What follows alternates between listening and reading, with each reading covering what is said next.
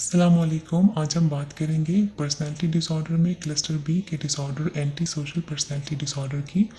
Cluster B में मौजूद बाकी 3 disorder histrionic personality disorder, borderline personality disorder और नार्सिसिस्टिक पर्सनैलिटी डिसऑर्डर पर हम अपनी बाकी वीडियोज़ में डिटेल से बात कर चुके हैं।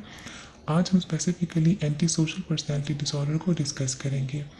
एंटी सोशल पर्सनैलिटी डिसऑर्डर के लोग मैनिपुलेटिव होते हैं, क्रिमिनल माइंडेड होते हैं, दूसरों से गलत फ़ायदा उठाते हैं और इनका इम्पल्सिव बिहेवियर होता है। सिंपल वर्ड्स में हम कह सकते हैं कि ऐसे लोगों को सोसाइटी के नॉर्म्स और रूल्स को तोड़ने में मज़ा आता है। इस डिसऑर्डर को डायग्नोस करने के लिए इम्पॉर्टेंट बात जो देखी जाती है वो ये है कि इनकी एज 18 ईयर से ज़्यादा या कम से कम 18 ईयर्स होनी चाहिए और 18 ईयर्स से पहले इनमें कंडक्ट डिसऑर्डर भी डायग्नोस किया जाता है। कंडक्ट डिसऑर्डर और एंटी सोशल पर्सनैलिटी डिसऑर्डर के सिम्टम्स सिमिलर होते हैं, सिर्फ एज का डिफरेंस होता है। Anti social personality disorder 18 years के बाद डायग्नोस किया जाता है, जबकि कंडक्ट डिसऑर्डर 15 ईयर्स से पहले डायग्नोस किया जाता है। जैसे हमने पहले भी बात की कि 18 ईयर्स की एज से पहले इनमें कंडक्ट डिसऑर्डर डायग्नोस किया जाता है, तो हम कह सकते हैं कि 18 ईयर्स के बाद जाके इनके सिम्टम्स में सिवियरिटी आ चुकी होती है। चाइल्डहुड में इनका डिस्ट्रक्टिव बिहेवियर होता है, ये डिस्ट्रक्टिव बिहेवियर शो करते हैं जैसे कि फायर सेटिंग या जानवरों को तंग करना, अथॉरिटी की बात नहीं मानते, दूसरों के राइट्स को वायलेट करते हैं। आगे जाकर इनके सिम्टम्स में सिवियरिटी आ जाती है।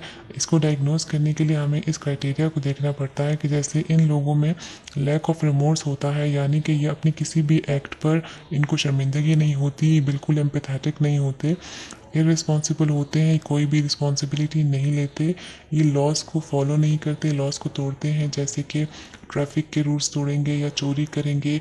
ये मैनिपुलेशन करते हैं, झूठ बोलते हैं, लोगों को धोखा देते हैं। इनका इम्पल्सिव बिहेवियर होता है, बगैर सोचे समझे कोई भी काम करते हैं, क्रिमिनल एक्टिविटीज़ में इन्वॉल्व होते हैं। इनका इरिटेबल और एग्रेसिव मूड होता है, फ्रीक्वेंटली ये झगड़ों में पड़े रहते हैं, छोटी छोटी बातों पर इनको बहुत ज़्यादा गुस्सा आ जाता है, ये वायलेंट हो जाते हैं और वायलेंट होकर ये किसी भी किस्म का नुकसान पहुंचा सकते हैं। ये ना अपनी सेफ्टी का ख्याल रखते हैं और ना ही दूसरों के इनको परवाह होती है, ये ज़्यादातर रिस्की बिहेवियर्स में इन्वॉल्व होते हैं। इस डिसऑर्डर को कॉज करने में जेनेटिक्स और इन्वायरमेंटल फैक्टर्स दोनों इन्वॉल्व होते हैं। ये डिसऑर्डर इनहेरिटेड भी हो सकता है, जबकि इन्वायरमेंटल फैक्टर्स भी इसमें इन्वॉल्व हो सकते हैं, जैसे चाइल्डहुड एब्यूज़ या नेगलेक्ट या कोई ट्रॉमा अगर चाइल्डहुड में एक्सपीरियंस किया है। एब्यूसिव और डिसफंक्शनल पेरेंट्स के बच्चे भी इस बिहेवियर पैटर्न्स को सीखते हैं और आगे चलकर इस बिहेवियर को डिस्प्ले करते हैं। जो बच्चे डिसऑर्गेनाइज्ड और नेग्लेक्टफुल घरों में पले बड़े होते हैं उनमें भी डिस्ट्रक्टिव बिहेवियर होता है, क्योंकि ऐसे बच्चों में sense of discipline, self control और एम्पैथी डेवलप नहीं होती। ब्रेन रेफरेंसेस भी हो सकते हैं, जैसे कि एक रिसर्च के मुताबिक ऐसे इंडिविजुअल्स की फ्रंटल लोब में एबनॉर्मेलिटी होती है। एंटी सोशल पर्सनैलिटी डिसऑर्डर के ट्रीटमेंट में मेडिकेशन और साइकोथेरेपी की हेल्प ली जाती है। मेडिकेशन में इनको मूड स्टेबलाइजर्स या एंटी एंजाइटी ड्रग्स दी जाती हैं। साइकोथेरेपी में सीबीटी यूज़ की जाती है। सीबीटी से इनको इंसाइट मिलती है उनके बिहेवियर के बारे में और उनके मेल एडेप्टिव थॉट पैटर्न को चेंज करने में हेल्प मिलती है।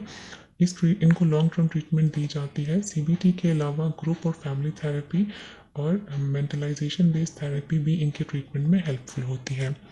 आज के लिए इतना ही, मज़ीद वीडियोस के साथ फिर मिलेंगे। अल्लाह हाफिज़।